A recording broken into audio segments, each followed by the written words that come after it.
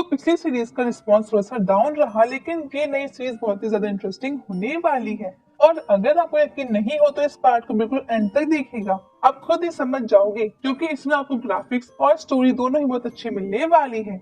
अब कहानी की शुरुआत में नरेटर वाइस में बताती है कि ये दुनिया 5 एलिमेंट से मिलकर बनी हुई है और एक स्पिरिचुअल कल्टिवेटर इन पांचों एलिमेंट को अच्छे से जानता है और उसे पावर भी इन पांचों एलिमेंट की मदद से ही मिलती है। अब वैसे तो इस दुनिया में कई सारे पावरफुल कल्टिवेटर हैं, लेकिन उन सभी में स्वॉर्ड गॉड्स को सबसे ज्यादा पावरफुल माना जाता है, क्योंकि इन लोगों के पास इतनी पावर होती है कि ये एक असली गॉड को भी खत्म कर सकते हैं। और अब हुक ऐसे ही एक गॉड स्वॉर्ड गॉड को देखते हैं। उनके पास एक डिवाइन तलवार थी जिसे उन्होंने एक स्टोन के बीच रखा था और उससे आज तक कोई भी नहीं निकाल पाया है। ये तलवार टियान बाई नाम के एक सिटी के एक कॉलेज के अंदर रखी गई थी। वैसे तो वो कॉलेज बिल्कुल नॉर्मल है, लेकिन जब से ये तलवार की बात हर तरफ फैली है तब से वो कॉलेज चर्चा में बना रहता है। हर किसी का सपना है कि वो उस तलवार को निकाले। इस कारण से कई लोग वहाँ पर आते हैं, मगर अभी तक वो उस तलवार को कोई भी नहीं निकाल पाया है। तो इतनी कहानी से आप समझ ही गए होंगे कि ये सीरीज कितनी ज्यादा इंटरेस्टिंग होने वाली है। तो अब वीडियो को बिल्कुल एंड तक देखना और कमेंट करके बताना कि हमें इस कंटिन्यू करना चाहिए कि नहीं। अब जैसा कि हमें पता चला है, कॉलेज बिल्कुल डिमांड में बना रहता है। तो असली कहानी अब शुरू होती है। यहाँ पर हम एक लड़के को देखते हैं। इस लड़के का नाम यान है और अभी ये उस डिवाइन स्वॉर्ड को निकालने की कोशिश करने के लिए यहाँ पर आया था, लेकिन तभी एक लड़की उसे रोक देती है और कहती है कि ब्रदर यान, मुझे माफ करना, लेकिन आप इस तलवार को नहीं निकाल सकती। अब इस पर यान पूछता है कि ऐसा क्यों। तो वो लड़की बताती है कि स्वॉर्ड गॉड ने खुद कहा था कि इस तलवार को वही निकालेगा जिसकी उम्र 16 साल होगी, इसीलिए यहाँ पर सिर्फ 16 साल की उम्र वालों को मौका दिया जाता है। और आपकी उम्र तो अब ज्यादा हो चुकी है और आपको ये बात तो पता होगी, अगर एक बार ये तलवार किसी से ना निकले तो पूरी लाइफ उसे दूसरा चांस नहीं दिया जा सकता। अब इस बात पर यान कहता है कि हाँ, मुझे सब बातें पता है, लेकिन जब मैं 16 साल का था तब यहाँ पर नहीं था, तब मैं अपनी प्रैक्टिस में बिजी था और अब मैंने वो ताकत पा ली है जो इस तलवार को निकालने के लिए काफी होगी। और अगर मुझे तब मौका नहीं मिला तो अब तो मुझे मौका मिलना ही चाहिए, यही न्याय है। लेकिन अब वो लड़की कहती है कि ऐसा नहीं किया जा सकता, यहाँ के नियम बहुत स्ट्रिक्ट है, हम आपको मौका नहीं दे सकते। अब इस पर यान कहने लगता है कि तुम ये बहुत गलत कर रही हो, अगर मैंने तलवार को नहीं निकाला तो ये यही पड़ी रह जाएगी, क्योंकि इसका असली मालिक तो कभी मिल ही नहीं सकता, क्योंकि वो तो मैं ही हूँ, मैं ही वो लड़का हूँ जिसे गॉड ने खुद चुना था। पर अब वो लड़की कहती है कि ऐसा नहीं है, उन्होंने कहा था कि जो भी इसे निकालेगा उसकी उम्र तब 16 साल की होगी, इसलिए तुम तो वो कभी भी हो ही नहीं सकती। अब यहाँ पर यान को गुस्सा आने लगा था। वो कहता है कि अगर तुम अच्छे से कहने पर नहीं मानोगी तो मुझे जबरदस्ती करनी होगी, और उसके बाद अब वो उसकी तरफ अटैक कर देता है। मगर अब हम देखते हैं कि वो लड़की उस अटैक को रोक लेती है। वैसे यहाँ हमें उसका नाम पता चलता है कि उसका नाम लू लिक्शी है। तो अब यान उससे कहता है कि तुम स्ट्रांग हो, मगर मैं भी यहाँ से बिना कोशिश करे नहीं जाऊंगा। और अब इसके बाद वो मून एनर्जी से बने हुए अपने क्लोन्स को यूज करता है। वैसे तो इसमें असली ज्ञान को पता लगाना थोड़ा मुश्किल था, लेकिन लिंगशी के पास स्पेशल पावर है। वो बहुत ही आसानी से उन सभी क्लोन्स को देखकर उसमें से उस असली वाले को पहचान लेती है और बाकी सारे क्लोन्स को रोकते हुए उस असली वाले यान पर अटैक करती है। इस चीज से यान वापस पीछे आ गया था। वो कहता है कि तुम सच में स्ट्रांग हो, मगर इसके बाद अब वो अपने 8 हैंड डिवाइन बीस्ट का यूज करता है। पर अब यहाँ पर लिंगशी भी अपनी फायर स्पिरिट को समन कर लेती है और कहती है कि अगर तुम सही तरीके से नहीं मानोगे तो फिर मुझे भी अपनी पावर दिखानी होगी। अब यान उसकी बातों का जवाब ना देते हुए तुरंत ही अपने 8 हाथों का तलवार समन कर लेता है। वैसे इसके पहले वो खुद उस डिवाइन बीस्ट की बॉडी में चला गया था। वैसे वो सारी तलवारें मून एनर्जी से बनी थी, पर वो रियल तलवार की तरह ही बहुत स्ट्रॉन्ग है। तो अब वो आगे बढ़ ही रहा था, लेकिन यहाँ लिंगशी पहले उस पर अटैक कर चुकी थी। अब यान अपनी तलवारों को वापस रखते हुए अपने हाथों से एक शील्ड बनाता है जो कि उस फायर स्पिरिट के अटैक से उससे बचा रही थी। अब जैसे ही लिंगशी अटैक करना रोकती है तो यहाँ पर यान उस पर अटैक करता है, मगर हम देखते हैं कि लिंगशी बहुत ज्यादा ताकतवर भी थी और वो अपनी फायर स्पिरिट की मदद से उसके अटैक को रोक लेती है। साथ ही उसकी तरफ फिर से अटैक कर उसे हरा भी देती है और उसने यान के माथे पर तलवार रख दी थी, जिसका मतलब था कि अब यान हार चुका है। साथ ही वो खुद भी अब हार मान लेता है। यहाँ लिंगशी उसे कह रही थी कि देखा, मैंने तुमसे पहले ही कहा था, अगर तुम मेरी बात मान लेते तो हमें लड़ने की जरूरत ही नहीं पड़ती। इसके बाद अब सीन चेंज होता है और फाइनली हम हमारे हीरो एलेक्स को देखते हैं। वैसे अभी वो कॉलेज में है और उसकी उम्र 16 साल की है हाँ, लेकिन आप उसे स्कूल स्टूडेंट या कॉलेज किसी का भी समझ सकते हो, क्योंकि मुंबई में 10वीं के बाद कॉलेज कहा जाता है, पर असलियत में होती तो वो 11वीं या 12वीं है। तो आज कॉलेज स्कूल जो भी है उसकी तरफ से उनके पूरे ग्रुप को यहाँ पर इस जगह पर घुमाने के लिए लेकर आया जाता है। यहाँ उनकी खूबसूरत टीचर अभी उन्हें गाइड कर रही थी। वैसे सच कहूँ, अगर ऐसी टीचर हमारे स्कूल में होती तो मैं एक क्लास 4 बार पढ़ने को रेडी थी। वैसे ये मैं नहीं कह रही हूँ, ये तो स्क्रिप्ट राइटर ने लिखा है। तो अब यहाँ वो मैडम बता रही थी, ज्यादातर स्टूडेंट का सपना डीन बनने का होता है। वैसे ये वो मुन्ना भाई एमबीबीएस वाले डीन की बात नहीं कर रही है, बल्कि एक बड़ी पोजीशन है। टीचर कहती है कि इस पोजीशन को भी कुछ पार्ट में बांटा गया है, जैसे dean, first rank, second rank, इस टाइप से। इसके बाद अब वो थोड़े से आगे बढ़ते हैं और यहाँ पर उन्हें उस डिवाइन स्वॉर्ड के बारे में बताया जाता है।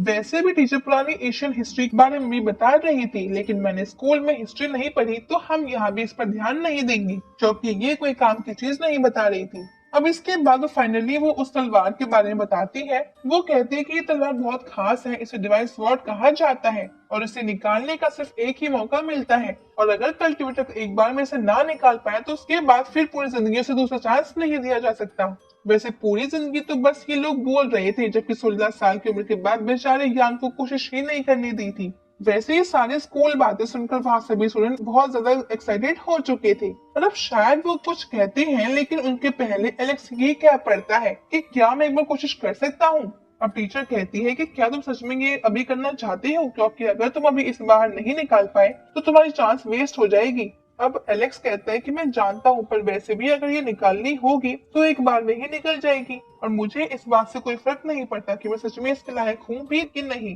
क्योंकि ये ना भी निकले तो अपने जो भी डीन की पोजीशन के बारे में बताया था वो तो है ही, और उसे तो मैं हासिल कर ही रहूंगा। अभी तो मुझे बस देखना है कि मैं इसके लायक हूँ कि नहीं।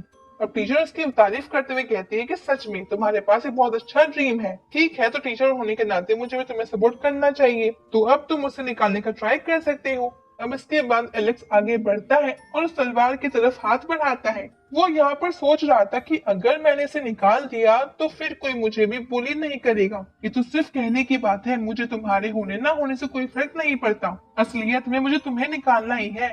अब हम देखते हैं कि वो तलवार अचानक से ग्लो करने लगी थी, साथ ही एलेक्स की बॉडी भी ग्लो करने लगती है। वैसे ये चीज और किसी को नहीं दिखाई दे रही थी। इसके बाद हम नोटिस करते हैं कि वो उस डिवाइस स्वॉर्ड में से कुछ एनर्जी निकलती है, जो कि सीधे ही एलेक्स की बॉडी में चली जाती है। यहाँ एलेक्स को भी नहीं पता था कि अभी अभी हुआ क्या, पर फिर वो फिर से हाथ बढ़ाता है, तभी उसे वही स्वॉर्ड गॉड की झलक दिखाई देती है। मगर यहाँ उसे नहीं पता था कि उसे वो क्यों दिखाई जा रही है, इसीलिए अब वो उस पर ध्यान नहीं देता है, और वैसे भी असलियत में वो उन्हें पहचानता भी नहीं था। अब जब वो फिर से हाथ आगे बढ़ा रहा था, तभी उसके सर में दर्द होता है, और इसी वक्त एक लड़का उसे धक्का दे देता है। असल में ये लड़का बहुत अमीर फैमिली से है। यहाँ आकर ये एलेक्स से कहता है कि तुम फालतू में कोशिश मत करो, क्योंकि तुम और तुम्हारा ये बेकार ग्रुप कभी भी इस तलवार को नहीं निकाल सकता। इसे तो सिर्फ यहाँ का सबसे जीनियस स्टूडेंट ही निकालेगा।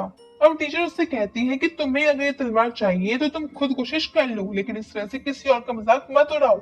अब वहाँ हम बाकी के स्टूडेंट्स को देखते हैं, जिनमें से एक बाकियों को बता रहा था कि ये लड़का ली जियान है और ये ली फैमिली का दूसरा बेटा है। ली फैमिली यहाँ की सबसे अमीर फैमिलियों में से आती है, इसलिए हम इसे कुछ नहीं कह सकते। तो टीचर के कहने के बाद ली जियान उस तलवार को एक हाथ से निकालने की कोशिश करता है, लेकिन इसका कोई फायदा नहीं था, क्योंकि वो तलवार उससे निकलना तो दूर बल्कि हिल भी नहीं रही थी। अब कुछ देर कोशिश करने के बाद वो अपने दूसरे हाथ को भी इसी काम में लगा देता है, लेकिन वो तलवार फिर भी उससे नहीं निकल रही थी। अब इतनी मेहनत करने के बाद अपनी स्वॉर्ड एनर्जी का यूज करता है, और हम देखते हैं उसके पीछे उसके स्वॉर्ड उसके अंदर वो सारी एनर्जी डालने लगती है जो उसने अभी तक सोल कल्टिवेशन के थ्रू कमाई है। मगर अब उसका कोई फायदा नहीं हो रहा था, क्योंकि अभी भी वो तलवार नहीं हिल रही थी, और अब इतनी कोशिश करने के बाद वो तलवार खुद ही उसे दूर फेंक देती है। और अब इस चीज में उसकी बेइज्जती हो चुकी थी, क्योंकि अभी वो सभी स्टूडेंट्स उसे ही देख रहे थे। वैसे यहाँ पर किसी की हिम्मत नहीं थी कोई उस पर फंस पाए, लेकिन फिर भी ली जियान गुस्सा होते हुए कहता है कि आज के लिए इतना काफी है, अब आज के दिन यहाँ पर कोई भी इस तलवार को नहीं छुएगा।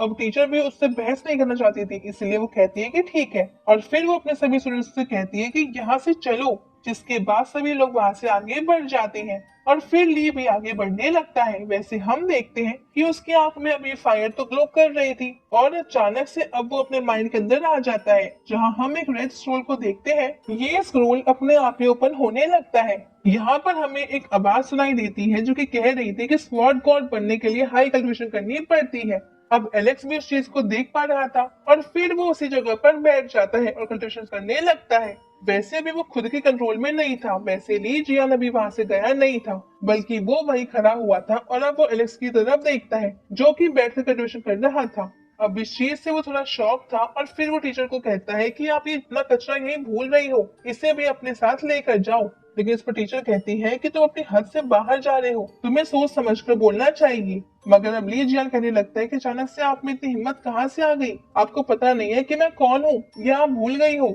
अब यहाँ पर टीचर कहती है कि देखो तुम ये बात मत भूलो कि तुम भले ही बड़ी फैमिली से हो, लेकिन फिर भी मैं तुम्हारी टीचर हूँ, इसलिए मुझसे इस तरह से बात करना तुम्हें शोभा नहीं देता है। वैसे हम देखते हैं कि एलेक्स जब कंट्रीब्यूशन के थ्रू स्क्रॉल को ध्यान से देख रहा था, तभी उस स्क्रॉल के अंदर से उसे एक स्पिरिट बीस्ट बाहर निकलते हुए दिखता है। अभी यहाँ बाहर भले ही वो उस कंट्रीब्यूशन में खोया हुआ हो, लेकिन फिर भी उसे ये सब बातें सुनाई दे रही थी।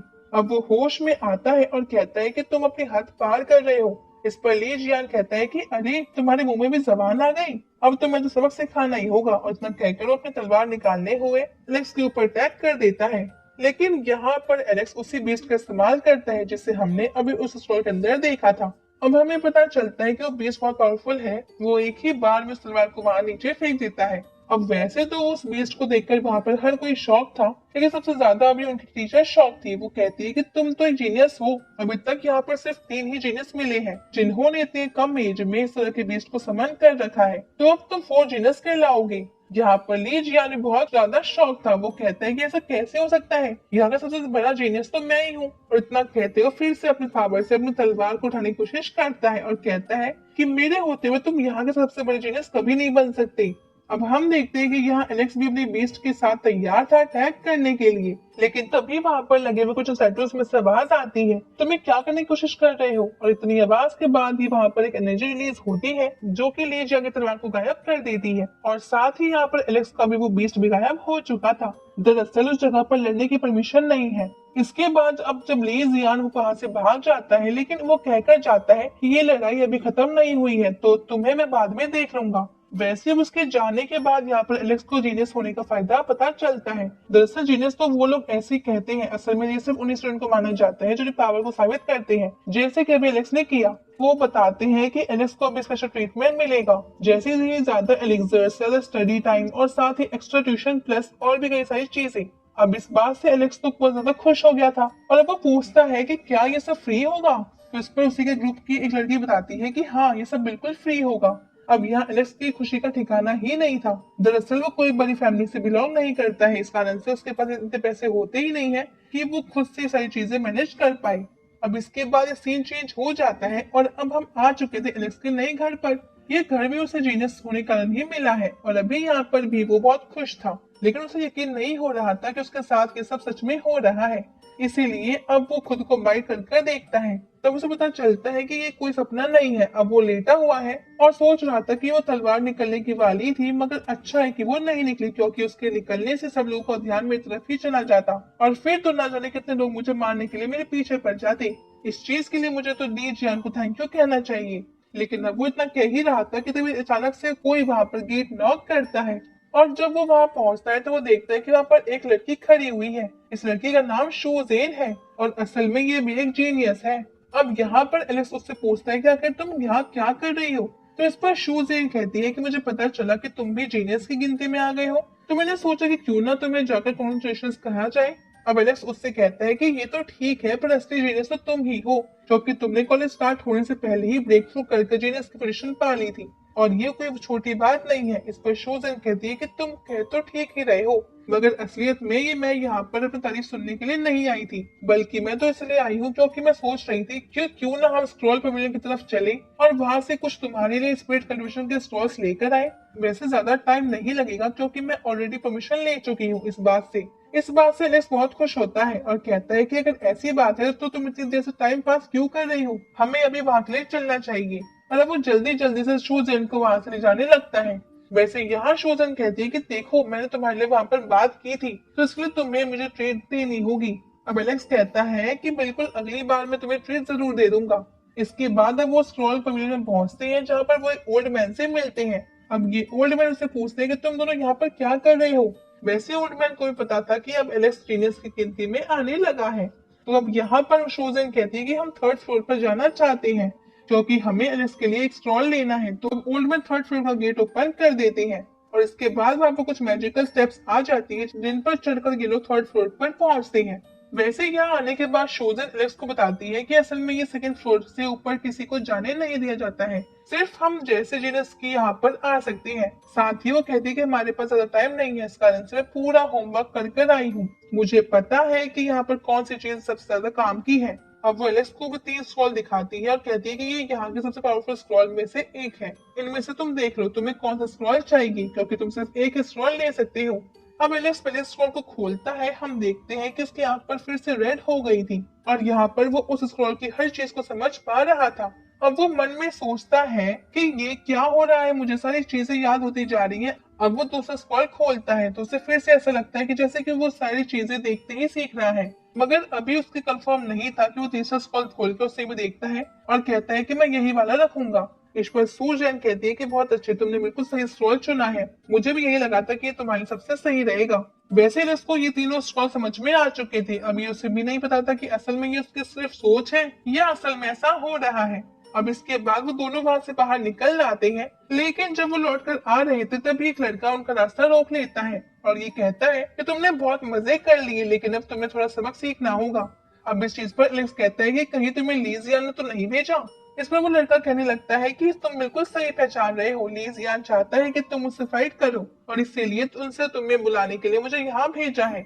अब एलेक्स कह देता है कि मुझे फाइट नहीं करनी, मेरे पास टाइम नहीं है, लेकिन इस पर वो लड़का अपनी तलवार निकाल लेता है और बोलता है कि तुम्हें तुम्हारे साथ चलना ही होगा, अगर प्यार से नहीं तो फिर मैं जबरदस्ती करूंगा। लेकिन इसके बाद अब ये पार्ट यहीं पे एंड हो जाता है। तो अब अगर आप चाहते हो कि हम इस सीरीज को कंटिन्यू करें तो प्लीज इसे लाइक कर दीजिएगा और चैनल को सब्सक्राइब जरूर से कर लीजिएगा। अब हम मिलते हैं आपसे अगली वीडियो में, तब तक के लिए बाय बाय, टेक केयर। तो पिछली सीरीज का रिस्पांस थोड़ा सा डाउन रहा, लेकिन ये नई सीरीज बहुत ही ज्यादा इंटरेस्टिंग होने वाली है और अगर आपको यकीन नहीं हो तो इस पार्ट को बिल्कुल एंड तक देखिएगा, आप खुद ही समझ जाओगे क्योंकि इसमें आपको ग्राफिक्स और स्टोरी दोनों ही बहुत अच्छी मिलने वाली है।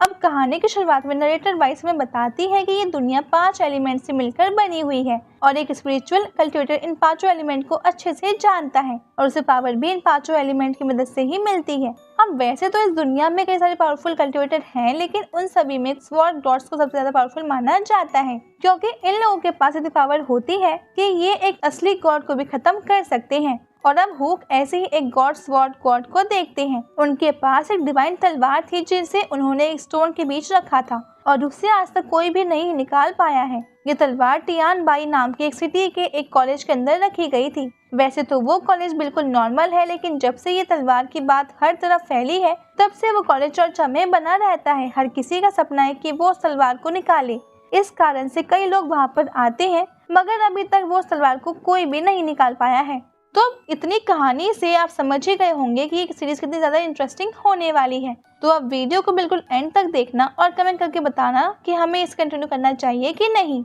अब जैसा कि हमें पता चला है कॉलेज बिल्कुल डिमांड में बना रहता है, तो असली कहानी अब शुरू होती है। यहाँ पर हम एक लड़के को देखते हैं, इस लड़के का नाम यान है और अभी ये उस डिवाइन स्वॉर्ड को निकालने की कोशिश करने के लिए यहाँ पर आया था, लेकिन तभी एक लड़की उसे रोक देती है और कहती है कि ब्रदर यान, मुझे माफ करना लेकिन आप इस तलवार को नहीं निकाल सकते। अब इस पर यान पूछता है कि ऐसा क्यों, तो वो लड़की बताती है कि स्वॉर्ड गॉड ने खुद कहा था कि इस तलवार को वही निकालेगा जिसकी उम्र 16 साल होगी, इसीलिए यहाँ पर सिर्फ 16 साल की उम्र वालों को मौका दिया जाता है और आपकी उम्र तो अब ज्यादा हो चुकी है और आपको ये बात तो पता होगी। अगर एक बार ये तलवार किसी से ना निकले तो पूरी लाइफ उसे दूसरा चांस नहीं दिया जा सकता।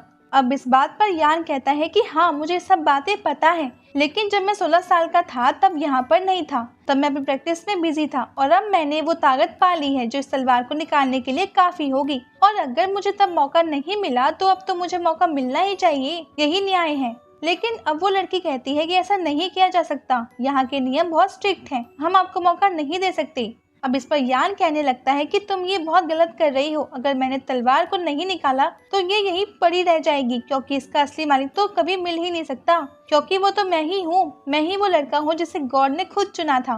पर अब वो लड़की कहती है कि ऐसा नहीं है, उन्होंने कहा था कि जो भी इसे निकालेगा उसकी उम्र तब 16 साल की होगी, इसलिए तुम तो वो कभी भी हो ही नहीं सकती। अब यहाँ पर यान को गुस्सा आने लगा था। वो कहता है कि अगर तुम अच्छे से कहने पर नहीं मानोगी तो मुझे जबरदस्ती करनी ही होगी, और उसके बाद अब वो उसकी तरफ अटैक कर देता है। मगर अब हम देखते हैं कि वो लड़की उस अटैक को रोक लेती है। वैसे यहाँ हमें उसका नाम पता चलता है कि उसका नाम लू लिंगशी है। तो अब यान उससे कहता है कि तुम स्ट्रांग हो, मगर मैं भी यहाँ से बिना कोशिश करे नहीं जाऊंगा। और अब इसके बाद वो मून एनर्जी से बने हुए अपने क्लोन्स को यूज करता है। वैसे तो इसमें असली यान को पता लगाना थोड़ा मुश्किल था, लेकिन लिंगशी के पास स्पेशल पावर है। वो बहुत ही आसानी से उन सभी क्लोन्स को देखकर उसमें से उस असली वाले को पहचान लेती है और बाकी सारे क्लोन्स को रोकते हुए उस असली वाले यान पर अटैक करती है।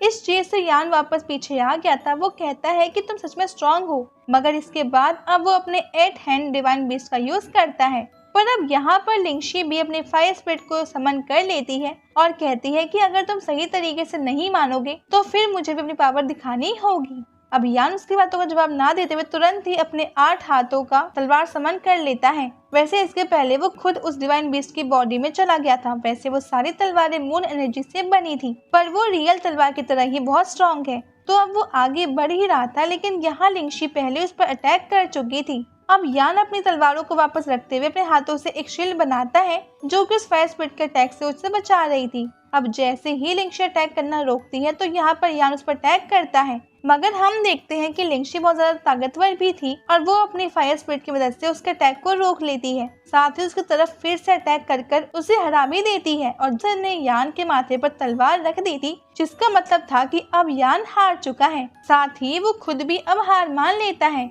यहाँ लिंगशी उसे कह रही थी कि देखा, मैंने तुमसे पहले ही कहा था, अगर तुम मेरी बात मान लेते तो हमें लड़ने की जरूरत ही नहीं पड़ती।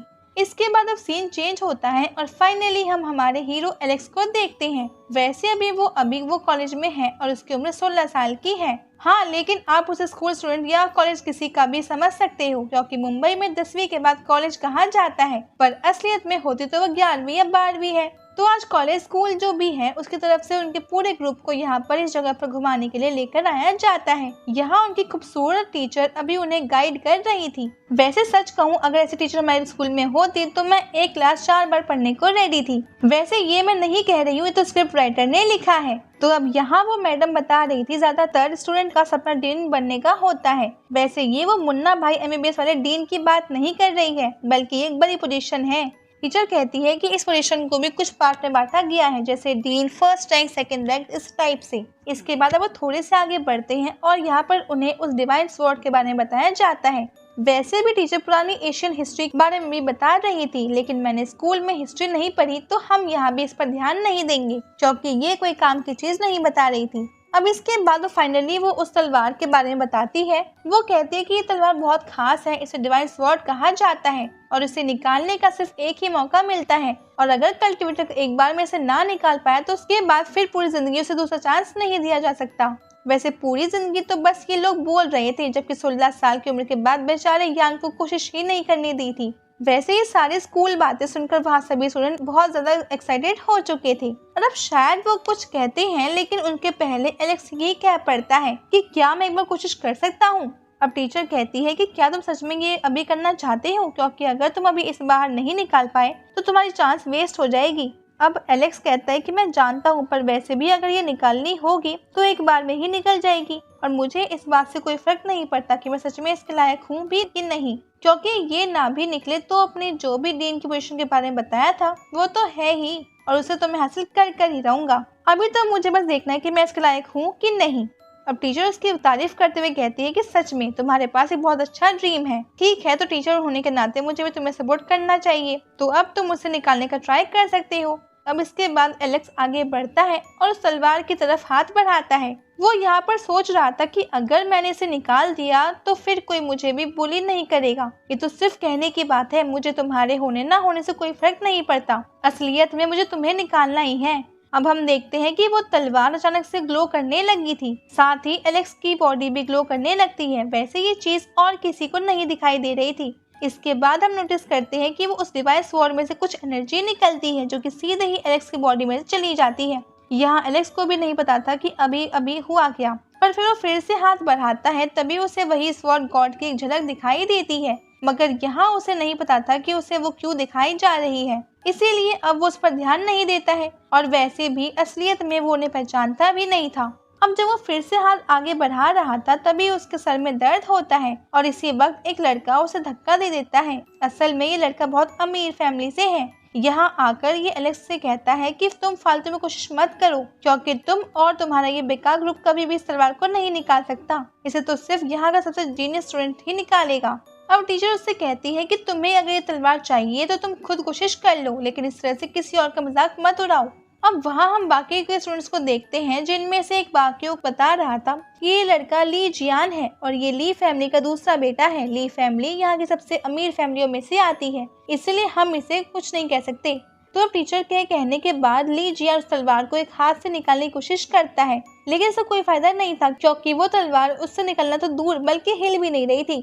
अब कुछ देर कोशिश करने के बाद वो अपने दूसरे हाथ को भी इसी काम में लगा देता है, लेकिन वो तलवार फिर भी उससे नहीं निकल रही थी। अब इतनी मेहनत करने के बाद अपनी स्वॉर्ड एनर्जी का यूज करता है और हम देखते हैं कि उसके पीछे उसके स्वॉर्ड उसके अंदर वो सारी एनर्जी डालने लगती है जो उसने अभी तक सोल कल्टिवेशन के थ्रू कमाई है।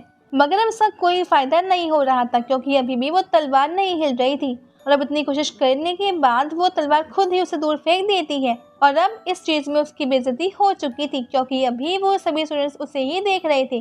वैसे यहाँ पर किसी की हिम्मत नहीं थी कोई उस पर हंस पाए, लेकिन फिर भी ली जियान गुस्सा होते हुए कहता है कि आज के लिए इतना काफी है, अब आज के दिन यहाँ पर कोई भी इस तलवार को नहीं छुएगा।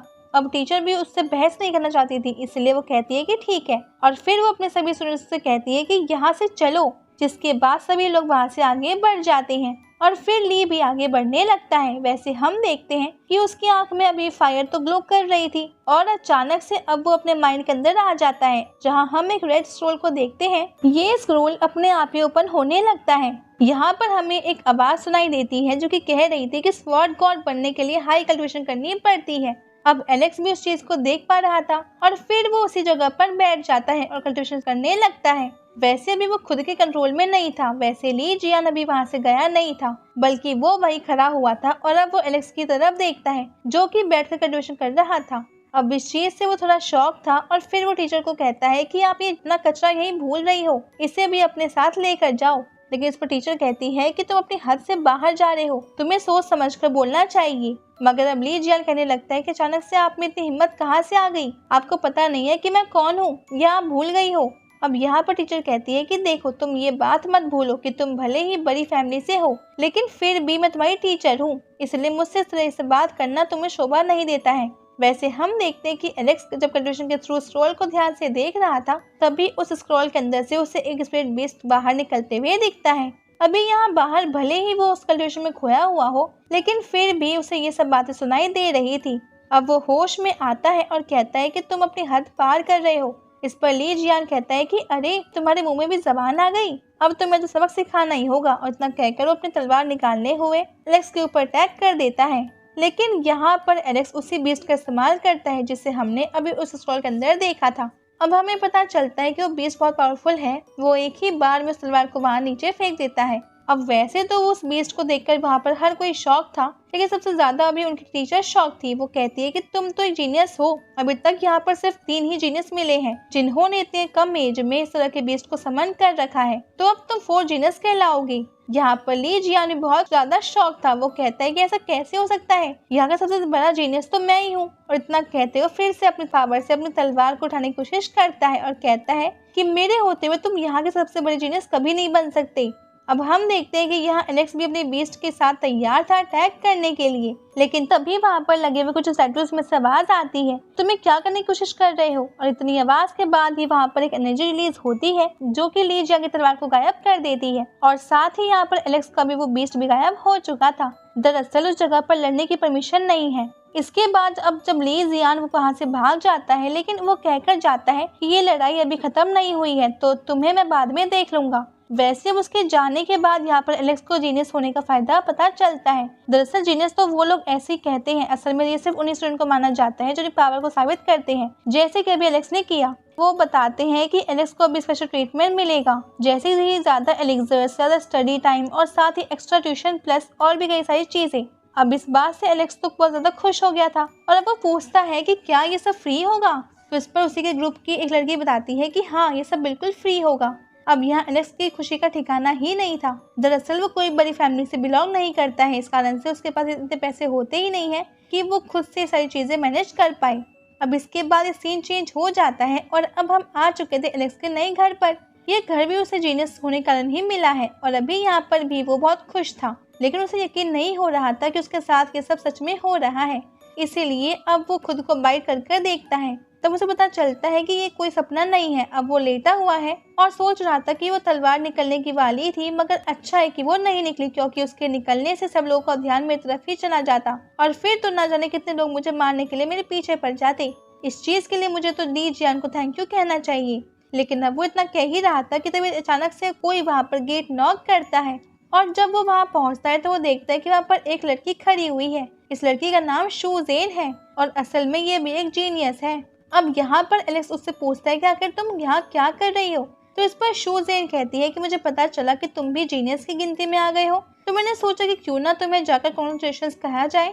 अब एलेक्स उससे कहता है कि ये तो ठीक है, पर असली जीनियस तो तुम ही हो, क्योंकि तुमने कॉलेज स्टार्ट होने से पहले ही ब्रेक थ्रू करके जीनियस की पोजीशन पा ली थी और ये कोई छोटी बात नहीं है। इस पर शूजेन कहती है कि तुम कह तो ठीक ही रहे हो, मगर असलियत में ये मैं यहाँ पर अपनी तारीफ सुनने के लिए नहीं आई थी, बल्कि मैं तो इसलिए आई हूँ क्योंकि मैं सोच रही थी क्यों ना हम स्क्रॉल पवेलियन की तरफ चले और वहाँ से कुछ तुम्हारे लिए स्पिरिट कल्टिवेशन के स्टॉल्स लेकर आए। वैसे ज्यादा टाइम नहीं लगेगा क्योंकि मैं ऑलरेडी परमिशन ले चुकी हूँ। इस बात से एलेक्स बहुत खुश होता है और कहता है कि अगर ऐसी बात है तो तुम इतनी देर से टाइम पास क्यों कर रही हो, हमें अभी वहाँ के लिए चलना चाहिए। और अब वो जल्दी से शूजेन को वहाँ से ले जाने लगता है। वैसे यहाँ शूजेन कहती है कि देखो मैंने तुम्हारे लिए वहाँ पर बात की थी, तो इसलिए तुम्हें मुझे ट्रीट देनी होगी। अब एलेक्स कहता है कि बिल्कुल, अगली बार मैं तुम्हें ट्रीट जरूर दे दूंगा। इसके बाद अब वो स्क्रॉल पवेलियन में पहुँचते हैं जहाँ पर वो एक ओल्ड मैन से मिलते हैं। अब ये ओल्ड मैन उससे पूछते हैं कि तुम दोनों यहाँ पर क्या कर रहे हो। वैसे ओल्ड मैन को भी पता था कि अब एलेक्स जीनियस की गिनती में आने लगा है। तो अब यहाँ पर शूजेन कहती है कि हम 3rd फ्लोर पर जाना चाहते हैं क्योंकि हमें एलेक्स के लिए एक स्क्रॉल लेना है। तो अब ओल्ड मैन 3rd फ्लोर का गेट ओपन कर देते हैं और इसके बाद वहाँ पर कुछ मैजिकल स्टेप्स आ जाती है जिन पर चढ़कर ये लोग 3rd फ्लोर पर पहुँचते हैं। वैसे यहाँ आने के बाद शूजेन एलेक्स को बताती है कि असल में ये 2nd फ्लोर से ऊपर किसी को जाने नहीं दिया जाता है, सिर्फ हम जैसे जीनियस की यहाँ पर आ सकते हैं। साथ ही वो कहती है कि हमारे पास ज्यादा टाइम नहीं है, इस कारण से मैं पूरा होमवर्क कर आई हूँ। मुझे पता है कि यहाँ पर कौन सी चीज सबसे ज्यादा काम की है। अब वो एलेक्स को भी 3 स्क्रॉल दिखाती है और कहती है कि ये यहाँ के सबसे पावरफुल स्क्रॉल में से एक है, इनमें से तुम देख लो तुम्हें कौन सा स्क्रॉल चाहिए, क्योंकि तुम सिर्फ एक ही स्क्रॉल ले सकते हो। अब एलेक्स पहले स्क्रॉल को खोलता है। हम देखते हैं कि उसकी आंख पर फिर से रेड हो गई थी और यहाँ पर वो उस स्क्रॉल की हर चीज को समझ पा रहा था। अब वो मन में सोचता है कि ये क्या हो रहा है, मुझे सारी चीजें याद होती जा रही है। अब वो दूसरा स्क्रॉल खोलता है तो उसे फिर से ऐसा लगता है कि जैसे कि वो सारी चीजें देखते ही सीख रहा है, मगर अभी उसके कंफर्म नहीं था कि वो तीसरा स्क्रॉल खोल कर उसे भी देखता है और कहता है कि मैं यही वाला रखूंगा। इस पर सूजैन कहती है कि बहुत अच्छे, तुमने बिल्कुल सही स्क्रॉल चुना है, मुझे भी यही लगा था कि ये तुम्हारे सबसे सही रहेगा। वैसे एलेक्स को ये तीनों स्क्रॉल समझ में आ चुके थे। अभी उसे भी नहीं पता था कि असल में ये उसकी सिर्फ सोच है या असल में ऐसा हो रहा है। अब इसके बाद वो दोनों वहाँ से बाहर निकल आते हैं, लेकिन जब वो लौट कर आ रहे थे तभी एक लड़का उनका रास्ता रोक लेता है और ये कहता है कि तुमने बहुत मजे कर लिए, लेकिन अब तुम्हें थोड़ा सबक सीखना होगा। अब इस चीज पर एलेक्स कहता है कि कहीं तुम्हें लीजियान ने तो नहीं भेजा। इस पर वो लड़का कहने लगता है कि तुम बिल्कुल सही पहचान रहे हो, लीजियान चाहता है कि तुम उससे फाइट करो और इसीलिए उनसे तुम्हें बुलाने के लिए मुझे यहाँ भेजा है। अब एलेक्स कह देता है कि मुझे फाइट नहीं करनी, मेरे पास टाइम नहीं है, लेकिन इस पर वो लड़का अपनी तलवार निकाल लेता है और बोलता है कि तुम्हें तो मेरे साथ चलना ही होगा, अगर प्यार से नहीं तो फिर मैं जबरदस्ती करूंगा। लेकिन इसके बाद अब ये पार्ट यहीं पे एंड हो जाता है। तो अब अगर आप चाहते हो कि हम इस सीरीज को कंटिन्यू करें तो प्लीज इसे लाइक कर दीजिएगा और चैनल को सब्सक्राइब जरूर से कर लीजिएगा। अब हम मिलते हैं आपसे अगली वीडियो में, तब तक के लिए bye bye guys and take care.